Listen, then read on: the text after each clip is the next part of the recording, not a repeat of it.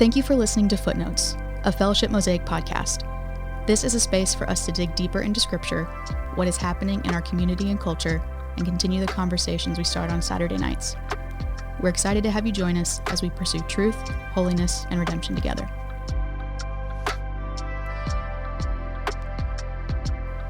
Well, hello. Hi, man. Welcome to Footnotes. This is Noetzel. I'm here with Josh. Hello. Josh is my community group leader and good friend, and some of y'all might remember him from one of the Christmas services, the kickoff of the Christmas service. He was sitting in the chair reading the Christmas story to us, and so I just appreciate you a lot, and you are Thanks, man. a good friend, and when there was a chance to talk about listening well, I thought, this is a guy I know that listens well and loves listening and does it with a lot of people in a lot of contexts. So thought it would be a good opportunity to kind of unpack the weekend a little bit and then get into a conversation together on listening and see if there's some conversations we can chase there. So in brief, we looked at we've been talking about the blessed practices from Dave Ferguson and his brother. Can't think of his brother's name, but they wrote a book together, but Dave got first billing, and that stuck in my brain. And it's the kind of heart of evangelism. They were saying evangelism has gotten hard for people unnecessarily, and it should be a fairly straightforward process. And what they lay out using this acronym is essentially figure out how to be a good friend. And it starts with beginning to pray. Just pray that God would move in people's lives that you know or that you want to know. And then you start to listen to them. That's the L in bless. And we kind of stopped there for this time. The analogy or the acronym finishes out there. But we talked about listening and how Christ modeled it. We talked about some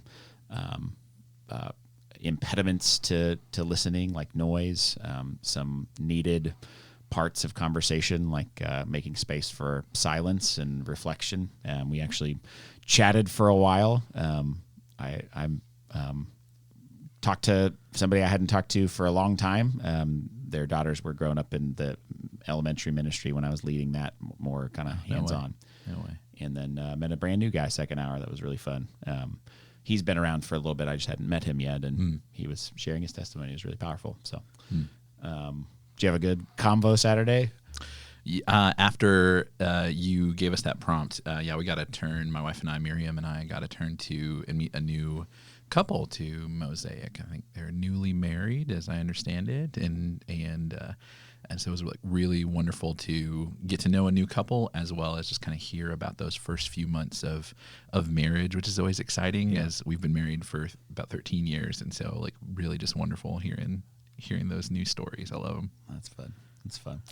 Well, one of the reasons as I was thinking about you and bringing you in here, and thinking about listening is you're a counselor by trade. Mm-hmm. So a big part of your job is to sit and listen. And I know there are various forms, or I'm not going to have the right word, but like types of practices of counseling. Yes, there are some that are really active in guiding people, and there are some that are much more passive and just kind of listening and asking questions that you creating some space, hoping to guide people along into their own self-discovery. So listening is a massive part of your work. Yeah. But I also know you to just be a very purposeful friend, ask good questions. I don't have the feeling in interaction with you like you're sort of counseling me as we're hanging out. Oh, good. And so I've wondered, is there a difference between how you carry yourself as a counselor in your office and the kind of questions you ask, and how you navigate the rest of the world when you're not in your 9 to 5?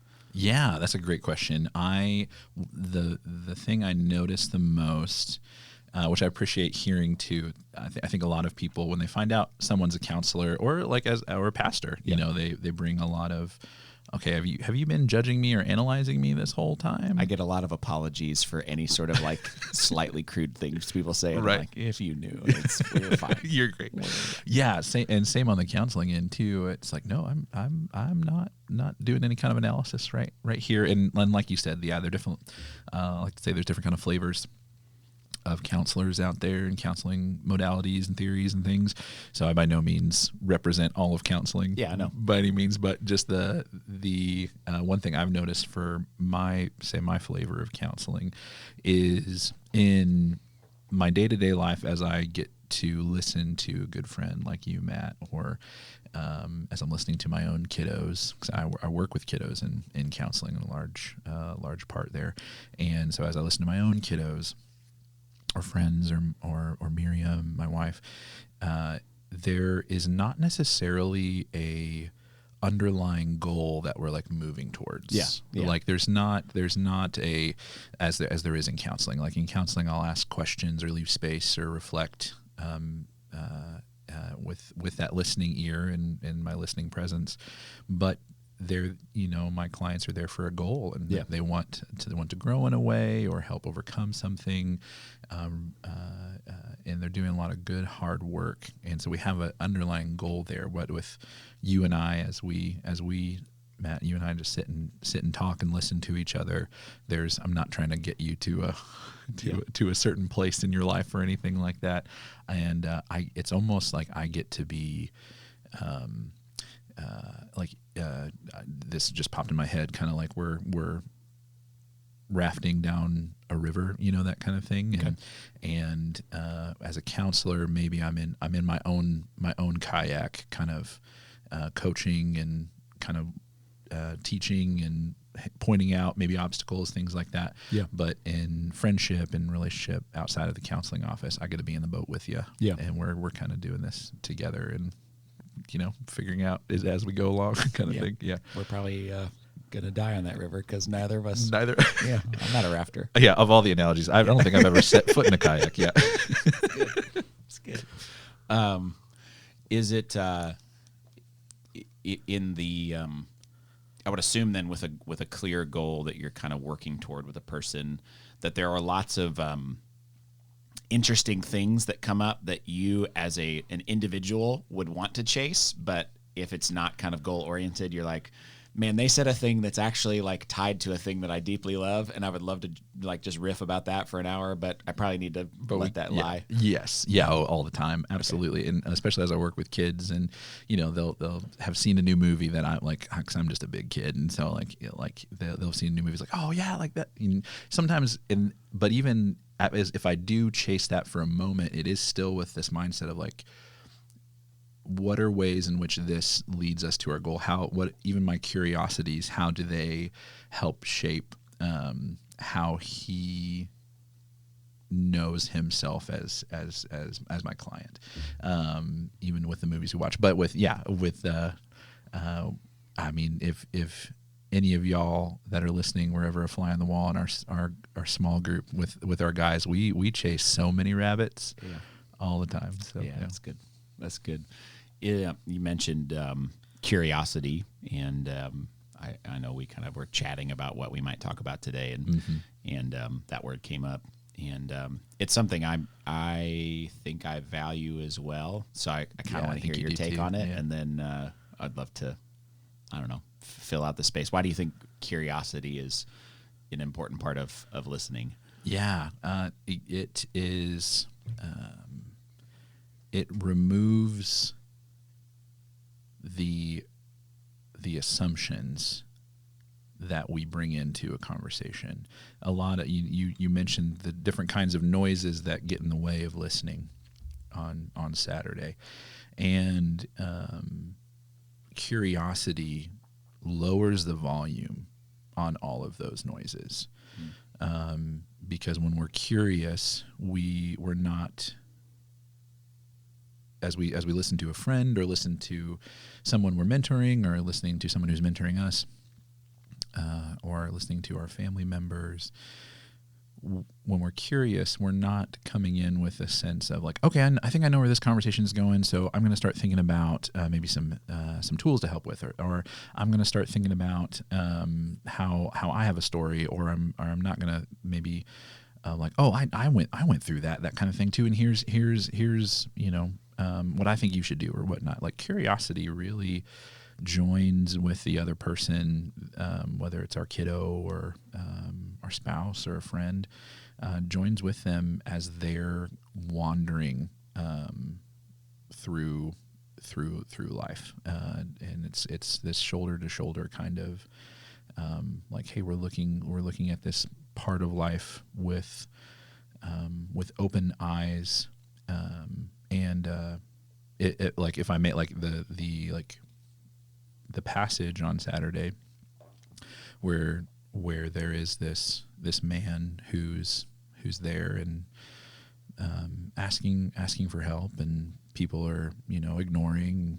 I mean, he's probably done it. He probably has his own assumptions about, like, I don't think anyone's going to listen to me today, but yeah, I'll keep asking. And it would seem to me, like, if I was walking by, I was like, well, he probably wants to be able to see again. That would make sense of something that he would. But Jesus still, like, asked, like, hey, what do you want from me? Like, what do you want me to do? Yeah. And that curiosity,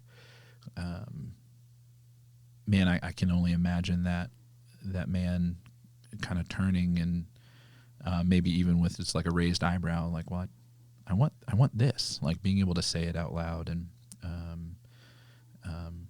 it creates, I think it definitely creates more joining, more relationship, that kind of curiosity. Yeah. Yeah, I'm thinking about maybe an example that stands in contradiction in the way that Jesus is a complicated man that did a lot of things a lot of different ways. Yeah. And it's the example of the four friends ripping the roof open and lowering their friend through. Mm-hmm. And he doesn't ask. He just forgives the man's sins in front of everybody. Yeah. And everybody's like, what are you talking about? You don't have any right to do that, in their hearts. And he said, so you know that I have the authority to forgive.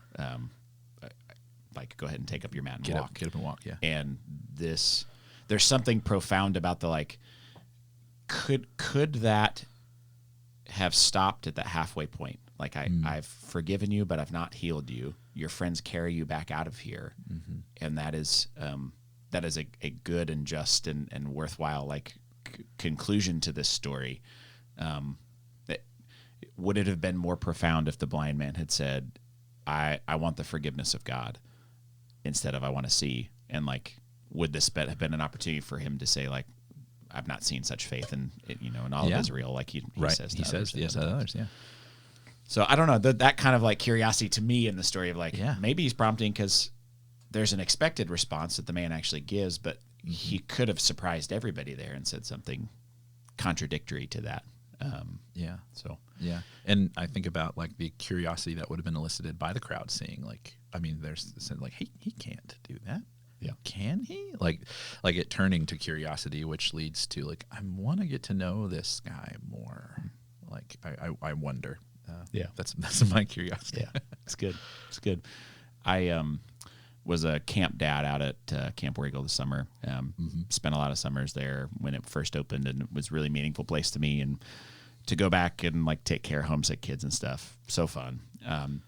One of the things that crystallized for me there, I think I've kind of known it in my gut, but, like, I experienced it in a really vivid way there, is one of my favorite kind of things is a one-on-one conversation with a kid. I tend to be a person that can say, like, really strange things just for the kind of, like, to spark the, like, what are you talking about? Or, like, this feels surprising. There was a kid that was just, like, refusing to speak and was acting like he couldn't remember, like, his name or what his cabin was or anything. And they were like, we know for a fact that he's just faking. And I was like, well, I'll confuse him. Here we go. And just proceeded to, like, if it was you versus a squirrel, you think you could take him in a fight? And he's like, yeah, I could beat a squirrel. And then that, like, the squirrel started to have friends, and some of that had weapons. And I was like, well, now you have a partner, and it's a bear. And he's like, yeah, we could definitely, And it just got more and more. Eventually, his mom was, like, doing barrel rolls in a minivan. It was just like, I'm just saying more and more weird things. And eventually, he was like, I'm leaving. Like, I'm going back to my cabin. And he knew suddenly where it was and all that. My favorite thing is the experience of saying something to a child or a student, because there's a natural curiosity where I don't know if they're going to yes and me and, like, one up me and surprise me, or they're going to react like, are you dumb? Like, what is wrong with you? And both of those are so funny to me. Oh, so funny. But it's a one-on-one conversation loud enough that they're like everyone present is like enjoying the surprise of where a kid might take it. And that's not at all what's happening in this Jesus story, but there's a sense of like Jesus calls the man and they have a one-on-one conversation, and it might have been surprising what the guy said or not. There's something about that I don't know. It feels like it's maybe a tie there, but yeah. The ability for a kid to surprise me, I think, is why curiosity feels important to me, because they're curious too. They're like, where are you taking this? Yeah. What are we talking about? Yeah. Yeah. It activates that wonder and the confusion. Like confusion, like is a great opportunity for curiosity. Like in that, I mean, I will be honest. Like I feel that way as I walk through Scripture. Sometimes I'm like, this really confuses me. Like I wonder, and I think in that like that wondering, that confusion, I think God invites me closer to Him as His kid. And I love that in the kiddos that we get to see in our own families, but also like in the work we do, and is jumping like the imagination, the curiosity that kiddos just have they're like closer to than I am at this point in my life, and I am fueled by that. It's really wonderful to see. Yeah. One of the things I know you do for fun, because I've been a benefactor. Kind of our friendship was forged around this. Was that you're a game runner, a DM for Dungeons and Dragons games, which is there's some baggage in the kind of Christian lore, but if I can simplify it, my own experience of it has been it's collaborative storytelling, and you introduce chance by using dice, so that you can't just say, I do a cool thing, but you go, I'm going to do a cool thing. Well, you can try. The dice said yes, or the dice said no. And so it leaves space for a story to kind of surprise you as you're telling it together. Yeah. And does that feel true to your experience? Oh yeah, absolutely. In that, like that, following that curiosity, and I've gotten the chance to run Dungeons and Dragons for kiddos too, and again, my kids love it. It's for your kiddos, they are so fun to have at the table because of that surprise, and it really does come back to that sense of curiosity, come back to that sense of what am. It's easy for the kind of the game master at the table to kind of like, I have a story I want to tell, and y'all are along for the ride, but this is my story. Yeah, and that's an easy kind of ditch to fall in, and with this wonderful silly game. But I have much more fun when it is collaborative storytelling, like you're saying. Yeah. When I maybe bring like the bare bones of Act 1, 2, and 3, but how we go about it could be any which way. Yeah. And so and I love, and that opens up for surprise and more memorable stories too. So like the running an example was like running a game for your kiddos, and there was this wizard who had been turned into a sheep. Yeah. Which is silly. And it was supposed to kind of give them clues to the next part of the story, but they saw a wild sheep, and they're like, well, we're hungry. Let's set it on. Let's roast this sheep. Let's hunt it. Yeah. and that's what they attempted to do, is like, and so me as a storyteller being, it's not like, no, you can't do that. Like that's it is more like, okay.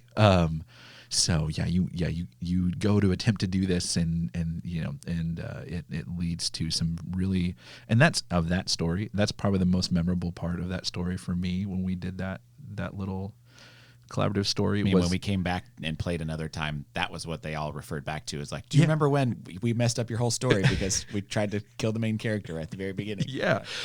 And it's something where when you allow that kind of yes and, you're kind of talking about that with kiddos at camp, when you allow for that yes and you are inviting someone else into this storytelling, if you're engaging that curiosity, you're listening to what kind of story they're thinking of or what they're bringing to the table. It's not necessarily what I had in my mind of like, I assume it's going to go this way. but man, is it so much more beautiful and memorable and fun in that context. Like to be, so if I wasn't a listener as a game master, if I was just a teller, if I was just a storyteller, which isn't a bad thing, of course, but if I was just that, maybe I would remember my stories, and maybe some others would remember moments of my stories. But when I get to be a listener, and this is in silly little role playing games like Dungeons and Dragons, or just kind of in daily life, if I engage in being a listener, being a curious listener, there is so much more connection that is memorable than just me telling you about a story that's like valuable to me, where we are telling this story of like of a friendship, or of our of our marriage, or of parenting. Like, we're telling this story together. It's not just my story to tell you, that kind of thing. But if we're, those kind of stories stick with me. Much more anyway. There was the first time I played with you, we played for a long time. It was COVID times, and so we would log on Zoom, and everybody would kind of play in their own house, and we'd fight bad internet and make it work. And I was in a hard place emotionally myself, and the story happened to kind of follow like working to help my character get better, and that somehow felt profound to me. Like it layered back on me. It felt like at the culmination of that Dallas Willard quote I shared in the sermon about like the first act of love is the giving of attention. It felt like, oh, actually, there are people that deeply care about me. I'm in a made-up story with a made-up character. This is not me, but I've invested enough of myself in the telling of the story, and I've been listening to what everybody else is doing. I feel heard by all these people who are willing to divert whatever story we could have told to see and care about me. And so it was bringing a lot of meaning that wasn't necessarily there to what was happening, but I had a need in community to be seen or cared for in a season, and some part of like being silly and not even talking about my issues, but just playing a game and like loving each other in the midst of it, produced the feeling of having been listened to, which was an interesting, like, okay, well, I don't know what to do with that, but it happened. I love that. Yeah, and I think that's I kind of shared when I got to read scripture during Advent, how much I love stories, and just love stories, because the stories that change us are the stories that we are participating in, not just an audience of. So like going to the movies is great. I love going to the movies. But the stories that are memorable are the ones that we participate in. And I think that's, I mean, from my perspective anyway, like that's what the gospel story is about, is like, hey, this is not just a story that someone on a pulpit has to tell someone in a pew, but this is a shared story that we are participants in, active participants in, that Jesus came to actively participate in this story, not just from on high somewhere, but on boots on the ground. Is it like a Tolkienism or something that like all good stories are like tucked up under the great story or something like that? I may be just riffing in space. I don't have a clue what I'm talking about, but some part of storytelling is that there is a yearning for all of us to like see the story of all time told well, that like good wins in the end, that death and sin are put away for good, that we are with God again, restored, the eternity in our heart longing is fulfilled. And so all stories of heroes defeating evil, or of pain being conquerable, or whatever else, our itches are scratching at that great story. So We'll attribute that to Tolkien. I Yeah. don't know if it is. Yeah, he probably said something. He probably said something. But yeah, I mean, Samwise has that kind of sentiment, like just like the stories that stick with us, as he's kind of trying to encourage Frodo there, like towards the end, like that. Those kind of. I don't have the quote memorized. Forgive me, listener. Tisk. I know, but just that sense of those are the stories that stick with us, like the ones that are enter into the darkness but come out like with into the light, which is, I mean, the darkness of the tomb and then the resurrection on the other side, like, and having that being the narrative, like those are the stories that stick with us, and we are participants in that, which is dope.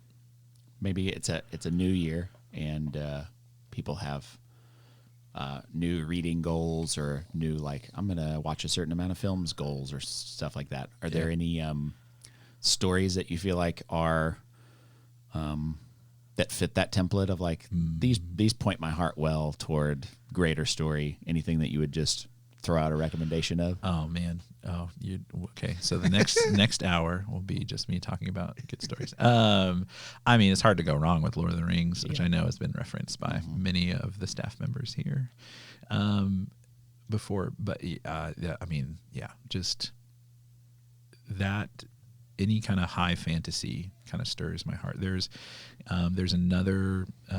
It was written for kind of a younger audience, because Lord of the Rings can maybe feel like a slog for some, like, oh goodness, I don't need to know all this backstory, do I? Yeah, kind of thing. Somebody talked about going for a walk with J.R.R. Tolkien, and he just stopped and would like study every flower he passed, and they're like, that's what it feels like to read him sometimes.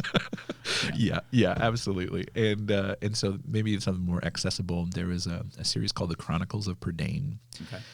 Prydain, I believe. And the hero's journey that Taran, the protagonist of the story, goes on through these books, again, is one that I think stirs. I often will reference. There's a particular book in the series called Taran Wanderer, which is his name, and it is a story of identity, of him grappling with where he comes from, who he is, what stirs his hearts, but so The Chronicles of Prydain is a wonderful one. Disney very kind of infamously made a bad adaptation called The Black Cauldron back in the 80s of one of the books, or the first couple books anyway. They tried to put in that movie. Didn't go so great, but I still enjoy the movie. But that's kind of, if that may be a reference point for some people with that. But Chronicles of Prydain is incredible. And then there's an author, Brandon Sanderson, who's one of my favorites, and his stories also. He has a series called Mistborn, Mistborn, and also a story that again involves hero going through sacrifice, and that sacrifice being something that continues to shape the world for good and overthrow darkness. So those are some off the top of my dome. Yeah, it's good. It's good. Kara has made a habit of reading stories aloud to the kids, and she read through Bark of the Bog Owl. Sounds familiar. By Jonathan Rogers. It's like a 3-part series, and it was a fun story, fun to hear. Some similar kind of adventure and fantasy and good and evil kind of things. And then the Andrew Peterson Wingfeather saga is just excellent. They've been adapting those to a TV show on, I think, Angel Studios or something, but you can try to stream those. That they're enjoyable. So yeah. And coming back to like kind of like the listening piece with like those stories, like